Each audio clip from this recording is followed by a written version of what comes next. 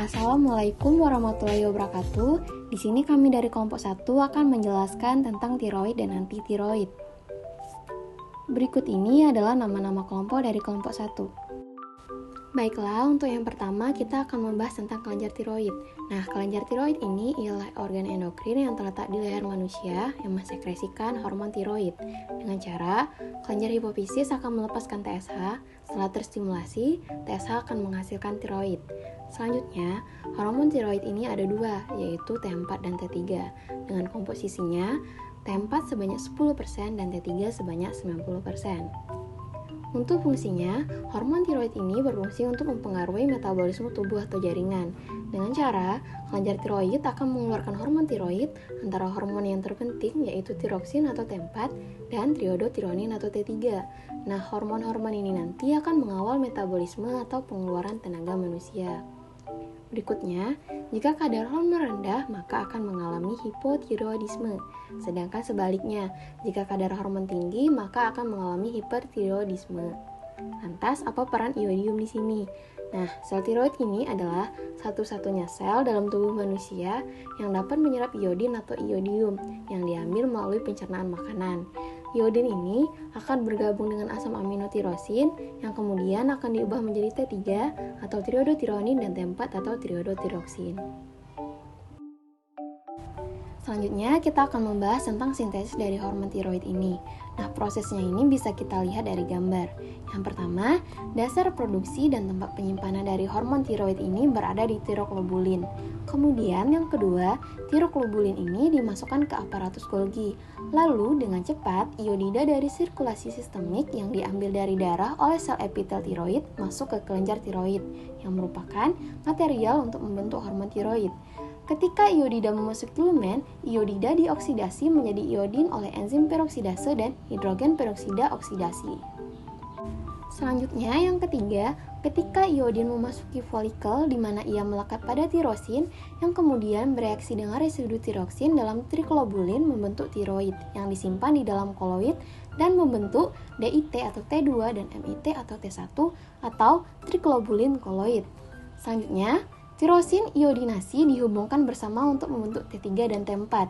DI bergabung dengan DI akan membentuk T4, sedangkan DIT dengan MIT akan membentuk T3, yang kemudian disimpan di dalam lisosom. Selanjutnya, lisosom akan pecah mengeluarkan T3 dan T4 yang akan keluar dari folikel sel dan menuju ke aliran darah. Fungsi kelenjar tiroid. Nah, kelenjar tiroid di sini berfungsi untuk memproduksi hormon tiroid, yaitu T3 dan T4. Bagaimana cara memproduksinya? Nah, untuk memproduksi hormon tiroid ini diperlukan iodium. Ketika kadar iodium dalam darah berkurang, kelenjar pituitari akan melepaskan TSH. TSH akan menstimulasi kelenjar tiroid untuk uptake iodium dan memproduksi T3 dan T4.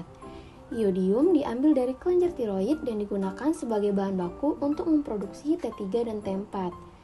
Jika kadar iodium mengalami penurunan, maka produksi hormon tiroid tidak akan berjalan dengan lancar. Akibatnya, kelenjar tiroid akan terus distimulasi dan menyebabkan pembengkakan pada leher. Fungsi hormon tiroid. Hormon tiroid berfungsi untuk memelihara tingkat metabolisme jaringan yang optimal untuk fungsi normal sel dan tubuh seutuhnya. Dan juga untuk merangsang konsumsi O2 sel-sel tubuh dan mengatur metabolisme lemak serta karbohidrat yang diperlukan untuk pertumbuhan dan perkembangan normal tubuh.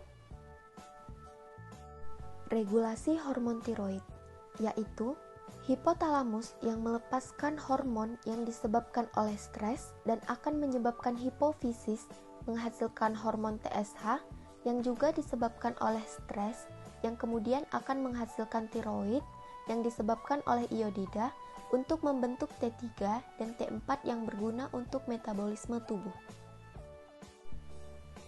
Dampak abnormalitas hormon tiroid, yaitu defisiensi hormon tiroid yang menyebabkan kemunduran dan melambatnya proses mental dan fisik individu menjadi tidak tahan terhadap dingin dan pada anak menyebabkan retardasi mental dan kekerdilan. Dan juga perubahan fungsi ovulasi, ketidakteraturan menstruasi, subvertibilitas, dan tingkat keguguran berulang yang lebih tinggi. Kelebihan hormon tiroid juga menyebabkan tubuh menjadi kurus, sering gugup, takikardia, tremor, kelebihan produksi panas sehingga sering berkeringat. Beberapa abnormalitas hormon tiroid yaitu yang pertama, hipotiroidisme, yang kedua, hipertiroidisme atau tirotoksikosis, yang ketiga, hipopituitarisme, yang keempat, TSH. Mekanisme aksi T3 dan T4 pada reseptor atau nukleus yaitu di mana T3 dan T4 merupakan alat untuk memelihara pertumbuhan normal dan fungsi normal otak dan juga meningkatkan efek katekolamin atau struktur kimia dasar dari neurotransmitter. Kemudian, hormon T3 dan T4 masuk ke sitoplasma. Lalu, kedua-duanya berubah menjadi T3 ketika masuk ke nukleus. Dan pada T2 dan juga T3 tidak bisa masuk ke nukleus dan berinteraksi dengan nukleus dikarenakan hanya T3 yang dapat berinteraksi dengan nukleus tersebut. Lalu, T4 akan berubah menjadi T3 dan memasuki nukleus. T3 yang telah memasuki nukleus akan mempengaruhi proses transkripsi sel nukleus tersebut untuk meningkatkan pertumbuhan sel. Berikut obat yang digunakan untuk penyakit tiroid. Pertama, hipotiroidisme digunakan levotiroksin atau T4 yang digunakan untuk memproduksi tiroksin. Pada obat levotiroksin atau T4, absorpsi utamanya terjadi pada usus kecil atau jejunum dan ileum. Kedua, hipertiroidisme digunakan antitiroid atau carbimazole, thiamazole, atau metimazole dan propionidazole, dan farmakoterapi berupa antitiroid, yodium radioaktif, dan pemedahan. Kemudian ada antitiroid. Antitiroid menghambat sintesis hormon tiroid dengan jalan menghambat proses pengikatan atau inkorporasi yodium pada residu tirosil dari tiroglobulin. Selain itu, juga menghambat proses penggabungan dari gugus yodotirosil untuk membentuk yodotironin. Cara kerjanya dapat dijelaskan dengan adanya hambatan terhadap enzim peroksidase sehingga oksidasi ion yodida dan gugus yodotirosil menjadi terganggu.